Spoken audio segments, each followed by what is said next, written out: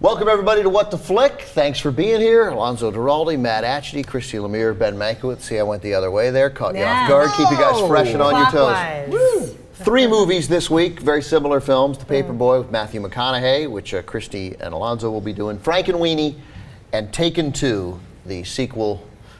I screwed it up again. Doesn't matter. I'm just going to continue on. Is it a sequel? It is a sequel, but I had I wanted to do Taken 2, Electric Boogaloo, and I just... No, that's dead. Please don't do that. Yeah. Because it is a travesty to take joke. to Electric Boogaloo. Edit that out. No, it's The Legend of Curly's Gold is a better one. That's better. That's Taken better. 2, Die Harder. Right, that's better. See, all these things are funnier. Right. But now we're talking about Frankenweenie, right? We're going to begin with Frankenweenie? Look who's We'll talking. begin Begin. with Frankenweenie 1. Right, which is not a sequel. But it's a remake. It is a full-length extension of a short that Tim Burton did back in 1984 about a little boy who loves his dog so much that when the dog gets hit by a car, he wants to bring it back to life. And his name is Sparky, so why shouldn't he come back to life? This is his homage to monster movies. This time it's shot in black and white 3D stop-motion animation, and it is gorgeous. Please take a look. Halloween comes early. We can make a death ray. It says no death rays. Oh man. And it's not over till the fat lady screams. So, had you guys seen the short, the little half an hour Frankenweenie I short? have years not. ago. Yeah. I've seen Vincent, but I've never seen Frankenweenie. Yeah. No. So this is very similar in some of the camera angles and bits of dialogue and all that, but it is so much better. It is really a return to form for Tim Burton, Yeah. I think, in a lot of ways. This is the Burton I think we've missed really for a long time. Like if you loved, Pee-wee's Big Adventure and Edward Scissorhands and Ed Wood and Beetlejuice, yeah. I think when you go into Dark Shadows or Alice in Wonderland, a little of you is thinking maybe we're gonna get No, we're not. So, but this one we get that Tim Burton back, and it's Right. exciting.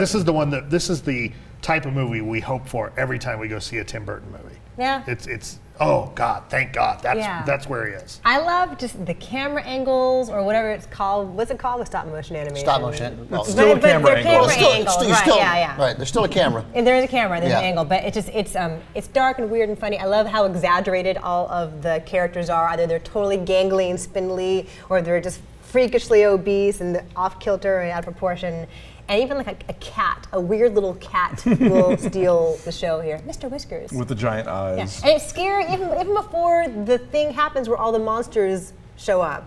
I don't want to give it away. There's a thing with monsters. Even then, it's pretty scary, I think. I don't think you're giving it away legitimately when a Frankenstein movie has monsters. There are I think monsters. It's okay. It's all right. I won't say how they happen. Now- Right, that's Or who they are. And but- then Mom, is this Yes. what's your thought about kids in this? I did not bring Nick because Okay. the publicist at Disney warned me, hey, it might be a little bit scary for kids. for a a really young 3-year-old. kid. Well, But- a Did you dog bring- dies in this movie. But Right. even before the dog dies, just like the science teacher, the Vincent Yeah. Price homage just is his, scary. Yeah. but- just when he's just in class. I mean, just when he's instructing the students is Which are terrifying. the funniest parts of the movie. Martin Landau's scenes as the science teacher, Yeah. I think, are absolutely the funniest parts of this movie. Yeah. Really funny. He's doing this kind of vaguely Eastern European accent, and he's the replacement science teacher, and he, the initial rant about how lightning works, and kind of the metaphor for immigration is really funny. It's really hilarious. I think it's going to go over the heads of some kids, but my 9-year-old is dying to see this movie, and I think he's going to be fine in it. Yeah, I it'll don't be think fine it's- for him, I think. Yeah, I think. I think somewhat he'll be older. fine for it, but I think kids 7, 8, 9, 10, like it'll be fine, but they'll be scared. Yeah. And they might even be sad at parts of it. Like it's not. Yeah, but I it's- don't think to the no, level that they were in Paranorman. I think Paranorman is a scarier movie. But than this one. either way, I think by the end, isn't it okay if your kid is scared a little during the movie? If at the Yeah. end they think, oh my God, that was great, let's have ice cream. No, Bambi's mom dies. Yeah. A horrific death. Spoiler! And Bambi is showing in the movie theater in town. I don't know if you I guys noticed saw that. like Yes, he- that was very, very Bambi's cute. mom was Yeah. She had it coming. She was a bit of a Look at bitch. how she was dressed. Yeah. I thought it. I mean, look, I thought it was great. But I was. Field dressed. I liked it more as it went along. Like I don't know. I mean, I sat there as a guy. I was sitting by myself. I didn't have any kids. I was in the balcony was alone. No. I didn't see you. I Did was you in the drive up balcony, in your too. Were you in the unmarked balcony? I windowless was van? on the right I side with saw Amy. Alonso and Dave in the balcony, but I Yes. didn't see you. So he was alone by choice. That's right, yeah. Oh, my, there were people who wanted to go with me, believe me. Wait, on a Saturday morning. I just had to be like, I got to get out of here, man. I just thought it sort of caught steam. Like, I loved that scene first, but I was not. I didn't particularly care about. No, I cared. I wasn't that into it. I wasn't feeling it. I wasn't emotionally invested in it. And then as it went along, and then in hindsight, I thought, man, what did I miss in the first part that I bet I'm certain everybody else is going to love. Well, so as soon as I left. what happens that finally makes it click for you? I don't know. I mean, first of all, I don't care. You mentioned it. So, like, I don't approve of, like, I don't think you can make a movie where the dog dies. I just don't think it can be done. I think it's removed from Hollywood creativity. That's what I would do. If I were in charge of Hollywood, you can't, like, I Am Legend, different movie. Can't kill the dog. Ruin the movie because they killed the dog. Marley and Me. Dog has to die. Dog can die of old age. Natural causes. Natural causes, minimum of 14. So Amores Perros is out of the question then. Yeah, no, it ruins. See, I think the Beethoven movies would be improved. Too soon, man. Yeah. This is the whole subplot of what just happened. The whole idea that you can't make a movie where the dog dies. Right, but of I course, didn't, obviously, we get it, and so he brings the dog back, but then maybe the dog dies again. There's still stuff in play.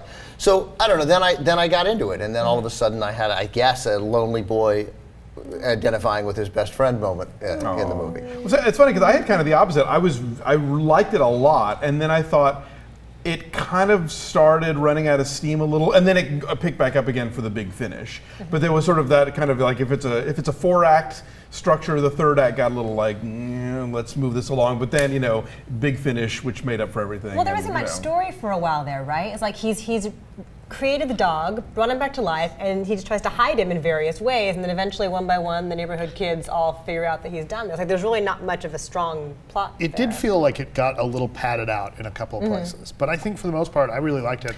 I think kids aren't going to get bored with it. No. It's short, too. Yeah. It's like an hour and a half long. Were the this is terrible. Were the kids who were sort of the bad kids, and in the end there aren't Which really was any all of them? bad. Right, in the end they all kind of come around a little. But were those kids all Asian? No, just one of them. Just one of them, but one of them. One of them. Tobiyashi or whatever his name is. Right, but then the other one, the tall one, like I thought one of them might be Chinese and the other one Japanese, and I thought, what are those? What are we doing here? I think only one of them was Asian. I think because they're basically trying to go for sort of a monster movie, Right. UN. Yeah. So you have like And they're all it's like kind the of mad concerned scientist from the Godzilla movie. You have one kid who's like Igor with a hunchback and everything. Right. You've got The one who's going to be a Bond villain. Exactly. Like Right. they're Yeah. all kind of like, they're all mad scientists in training. Right. Like every one of those kids at that school is going to grow up to be some kind of mad scientist. Everybody's going to grow up to have a lair. Yeah, exactly. There you go. Exactly. Except for there's also the character that Winona Ryder voices, who is his only friend. She's also the very surly young girl next door. So Yeah. it's a bunch of Tim Burton veterans between Catherine O'Hara and Martin Short, who are the voices of his parents, and then And Winona Lando. Ryder, Ryder Martin and Landau, Landau. and Right, Winona yeah. Ryder's in it. So it is So, truly yeah, a return. if for you've been him. longing for a Tim Burton movie with Winona Ryder, here it is. Here it is finally. Yeah. Read your number. All right, so we all liked it. What's Alonso? 8. Yeah, 8. 7.2. I give it a 7. I don't mean to ruin everything, but 7 is solid. Right? Seven's good. I don't have Don't to apologize for explain it. myself. All right, I give it a 7, bitches. Own it. 6 is good. 7.5 for Frankenweenie, so a solid What the Flick recommendation. Where is it? In the 80s on the tomato meter, so certified fresh. It's hard to believe anyone would see it and actually not like it. Like, I get degrees of liking it. I think maybe there are some people who have such a built-up resentment against Tim Burton for the last several years' worth of movies that maybe they aren't ready to go, oh no, this is actually a good one. But Yeah. I think it is. And just and just so in the stop motion animation is it's like beautiful. it's a big old salute to the way we used to do stuff, and it's really good. It's not as slick as the one in Paranorman. It's more kind of old school Ray Harryhausen, but it's very effective. Yeah. All right. Good. Thank you for mentioning Ray Harryhausen, who I've mentioned on TCM I think more than any other person.